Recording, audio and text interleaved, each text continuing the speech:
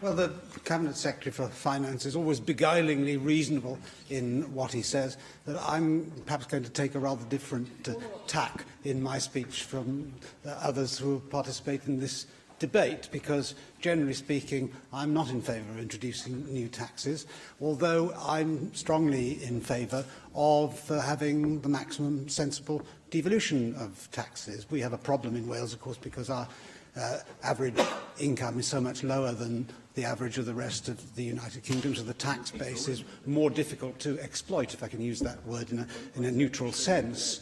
But broadly speaking, I'm in favour of maintaining the link between government decisions and accountability for them through the system of raising taxes. And I do think that the devolution of taxation does give us opportunities, as Adam Price has just pointed out. Freudian slip there, I think. But you don't call me up. I'm sure he's coming my way. But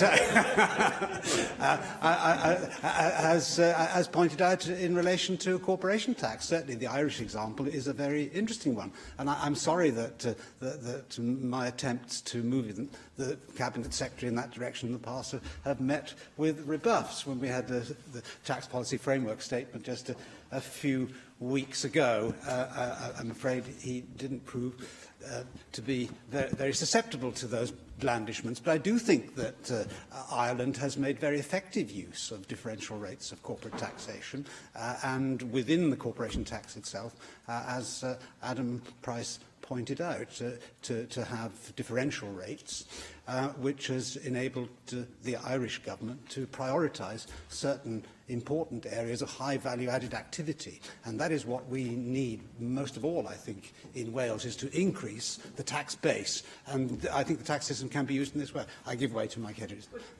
Corporation tax, it's almost like a voluntary donation by major companies when they can decide where they're going to repatriate their profits to, when they decide to pay for intellectual property rights, etc. So it's a voluntary contribution. The rate doesn't matter, it decides how much they actually want to pay.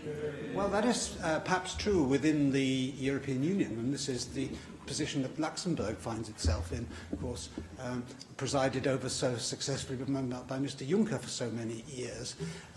And it's rather perhaps paradoxical that the EU Commission wants to wipe out the opportunities of that kind for the rest of Europe. But outside the EU, we do have the opportunity to be internationally competitive in terms of corporate taxes, and I hope that the opportunity will come to us to enable us to do that in due course. Edmund Burke famously said that to tax and to please no more than to love and be wise isn't given to man, and if you make a proposal to tax Peter to pay Paul, that will always be very popular with Paul and not popular with Peter.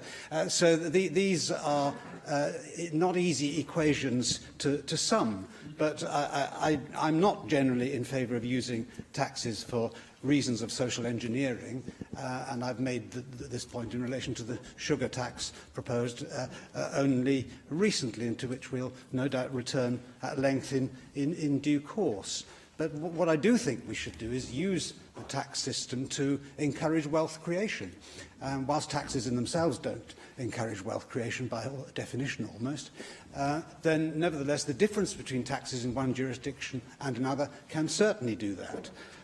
Our problem in Wales in many respects was pointed out by the Bevan Foundation in their publication on devolved taxes in Wales just 2 years ago, that 48% of the population of Wales live within 25 miles of the border with England, and 2.7 million people, that's 90% of total population of Wales, live within 50 miles of the border. And taking England and Wales as a whole, 16 million people in Wales and England live within 50 miles of the border between the two countries, compared with only 3 million living within 50 miles of the England-Scotland border. So it is, in many ways, more difficult for us to take decisions which make us less competitive through the tax system, but actually more beneficial for us to use the tax system in the way that I started off by describing. So we have greater opportunity to take advantage of a differential tax regime compared with England, and I do believe that that can make a significant contribution towards raising the level of income and therefore the standard of living of ordinary people in Wales. In England, in the United Kingdom generally, it is interesting that over the last generation, the proportion of revenue derived from higher earners has increased as tax rates generally have fallen. And I think there's a lesson for us in all that. See, I've reached the end of the road for my speech, Llywydd, but we'll leave this as work in progress for the future. But I welcome today's debate, and I certainly support the government motion as well as the Conservative amendments.